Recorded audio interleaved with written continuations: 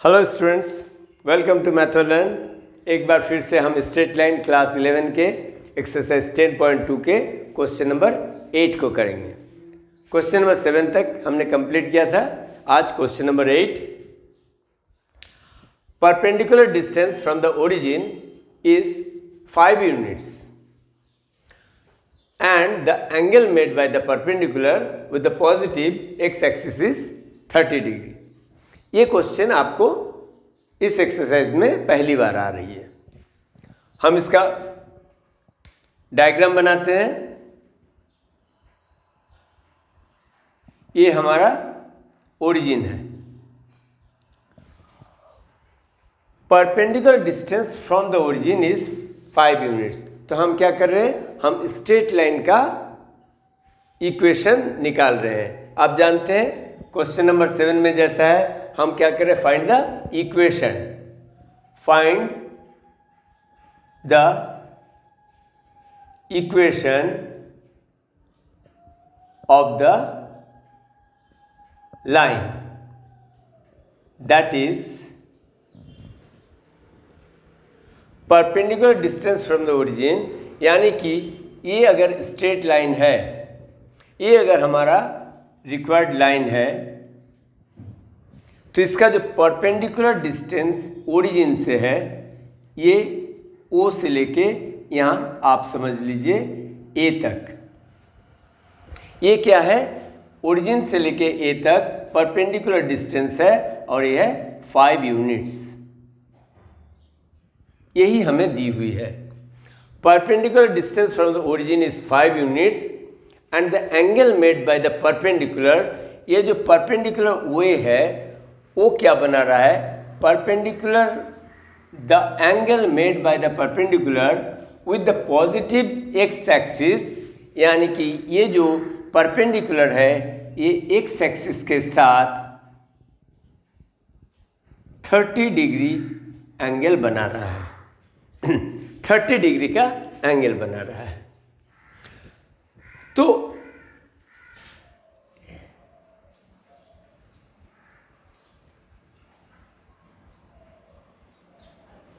अगर ऐसा कोई लाइन का हमें इक्वेशन निकालना है और जिसका परपेंडिकुलर डिस्टेंस p हमें दी हुई है और ये एक्स एक्सिस के साथ पॉजिटिव डायरेक्शन में ओमेगा एंगल बना रहा है, तो इसका फॉर्मूला है x cos omega plus y sine omega equal to p। याद रखेंगे बच्चों, x cos omega plus y sine omega equal to p, ये किसी भी लाइन का इक्वेशन निकालने का फॉर्मूला है। If the perpendicular distance from the origin is given. Perpendicular distance p है और ये जो परपेंडिकुलर है, परपेंडिकुलर x एक्सिस के साथ ओमेगा एंगल बना रहा है। तो इसका फॉर्मूला क्या है, x cos omega plus y sine omega equal to p। यानी कि distance of the perpendicular x cos omega plus y sine omega equal to p। p का मतलब क्या है, measurement of the perpendicular.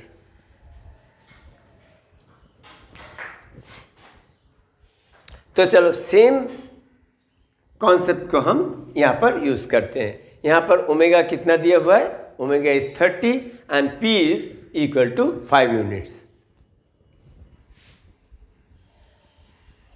x cos omega, omega की जगह हम 30 degree put कर रहे हैं और y sine omega equal to p की जगह क्या रखेंगे, 5 यूनिट्स है इसलिए 5 रखेंगे। अब आपको साइन 30 डिग्री और कॉस 30 डिग्री का वैल्यू मालूम है। x √3/2 plus y into 1/2 equal to 5। 2 से अगर आप मल्टीप्लाई करते हैं दोनों तरफ तो क्या बनता है, x √3 plus y equal to 10। This is the required equation of the straight line. जिस लाइन का आपका इसका इक्वेशन आपका निकला √3x plus y equal to 10। किस तरह से निकला आप देख रहे हैं। ये इक्वेशन निकालने का ये फॉर्मूला है x cos omega plus y sin omega equal to perpendicular distance from the origin. Question number 9 देखते हैं। The vertices of triangle PQR are P, Q और R का वर्टेक्स दी हुई है, इसका कोऑर्डिनेट्स दी हुई है। Find the equation of the median through the vertex R। अगर P is 2,1, Q is -2,3 and R is like 4,5. Find the equation of the median through the vertex R। यहाँ से R से मीडियन खींचना है। Median कैसे draw होते हैं? Median is the line drawn from the vertex on the opposite line on the mid point of the line segment. यानी कि PQ के जो मिड पॉइंट है, PQ के मिड पॉइंट अगर यहाँ पर हम A ले लेते हैं तो AR जो है median. So AR is the median. A is the midpoint of PQ, hence AR is the median through R। R से जो मीडियन जा रही है वो क्या है? AR और RA। अब हम क्या करेंगे? हम करेंगे A का कोऑर्डिनेट निकालेंगे। A का कोऑर्डिनेट निकालना काफ़ी आसान है क्योंकि A is the mid point of PQ। और आप कोऑर्डिनेट ज्योमेट्री क्लास 10 में पढ़ चुके हैं। मिड पॉइंट जब होता है तो उसका कोऑर्डिनेट किस तरह से निकलता है। A का कोऑर्डिनेट अगर A, B है, सो A, B x1 plus x2 2 plus -2 by 2 y1 plus y2 यानी कि y1 प्लस 3 by 2। यहाँ पर 2 - 2 0 हो जाएगा, सो 0 by 2 0, 1 प्लस 3 4, 4 by 2 2। तो इसका A का कोऑर्डिनेट निकला 0, 2। अब आपको क्या कहा गया है? अब AR, A और R, A का कोऑर्डिनेट्स है 0, 2 और R का कोऑर्डिनेट दी हुई है 4, 5। जब किसी लाइन का 2 पॉइंट्स दी रहती है उसका तो आप अच्छी तरह से इक्वेशन निकाल पाते हैं। क्या करते हैं? पहले M निकाल लेते हैं। Slope of this line y2 - y1 यानी कि 5 - 2 डिवाइडेड बाय x2 - x1 4 - 0 क्या बन रहा है? 3/4। अब हम क्या करते हैं? अब इस लाइन पर एक कोई पॉइंट ले लेते हैं, आर्बिट्रेरी पॉइंट, और इसका कोऑर्डिनेट ले लेते हैं x, y, so that we find the generalised equation for this straight line. तो हम किसी भी एक पॉइंट को लेंगे, A को ले या R को ले, बात बराबर है। तो M equal to y2 - y1 हमने y2 minus y1 y minus 5 divided by x2 minus x1 x minus 4 रखा। m हम निकाल चुके हैं 3/4, तो इसको हम 3/4 कर देते हैं। तो इस तरह से हम क्रॉस मल्टीप्लाई करके अब निकाल लेंगे 3x minus 12 equal to 4y minus 20, 3x minus 4y minus 20 इधर आएगा तो 20 minus 12 plus 8 equal to 0।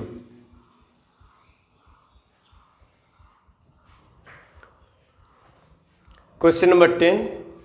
Find the equation of the line passing through minus 3,5 and perpendicular to the line through the points 2,5 and minus 3,6. तो ये तो एक line ये है और दूसरा लाइन, दो लाइन है। एक लाइन क्या है? This is passing through 2,5 and minus 3,6। तो एक लाइन है ये 2,5 एंड माइनस 3,6। इस लाइन का इक्वेशन हमें नहीं फाइंड करना है, फाइंड करना है equation of the line which is passing through. ये लाइन जो है, this line is passing through minus 3,5 and perpendicular to this line। तो एक ये लाइन है L1 और एक ये लाइन है L2। L1 का इक्वेशन फाइंड करना है जो passing through minus 3,5 and this line is perpendicular to this line which is passing through 2,5 and minus 3,6। यानी कि दो स्ट्रेट लाइन हमें दी हुई है और L1 का हमें इक्वेशन फाइंड करना है। तो चलो पहले इसका स्लोप निकालते हैं। Let slope of L1 is m1 and slope of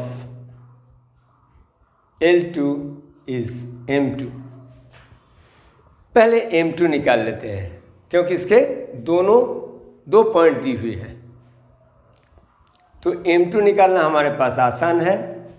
y2 minus y1 6 minus 5 divide by x2 minus x1 minus 3 minus 2। This is 1 by minus 5 यानी कि -1/5। अब हम जानते हैं since L1 and L2 are perpendicular to each other, तो इनका slope का relation क्या होगा? m1 into m2 equal to -1। We know m1 into m2 is -1 because L1 is perpendicular on L2. So m1 into m2 -1/5 equal to -1। So m1 क्या बन रहा है? m1 equal to 5। देख लो माइनस माइनस दोनों तरफ से कैंसिल हो रहा है और m1 equal to 5 इधर जाएगा तो मल्टीप्लाई हो जाएगा 5।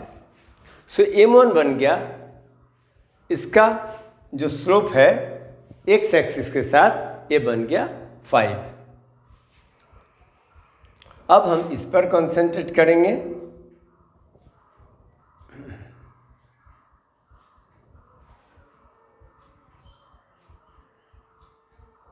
m1 इक्वल टू क्या करेंगे? यहाँ पर एक आर्बिट्री पॉइंट ले लिया, इसका ले लिया x, y, y2 minus y1 y minus 5 divided by x minus 3। m1 हमें मालूम है 5 equal to y minus 5 divided by x minus into minus plus 3। अब इसका क्रॉस मल्टीप्लिकेशन करो, 5x plus 15 equal to y minus 5x, y को इधर लाने से माइनस y और माइनस 5 को इधर लाने से प्लस हो जाएगा 15 plus 5 plus 20। This is the equation.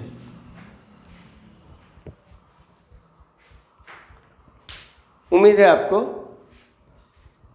Exercise 10.2 के क्वेश्चन नंबर 8, 9, 10 समझ में आया। समझ में आया तो लाइक कीजिए वीडियो को, अपने दोस्तों के साथ शेयर कीजिए और अगले वीडियो में हम फिर कंटिन्यू करेंगे। Thank you students, thank you for watching the video.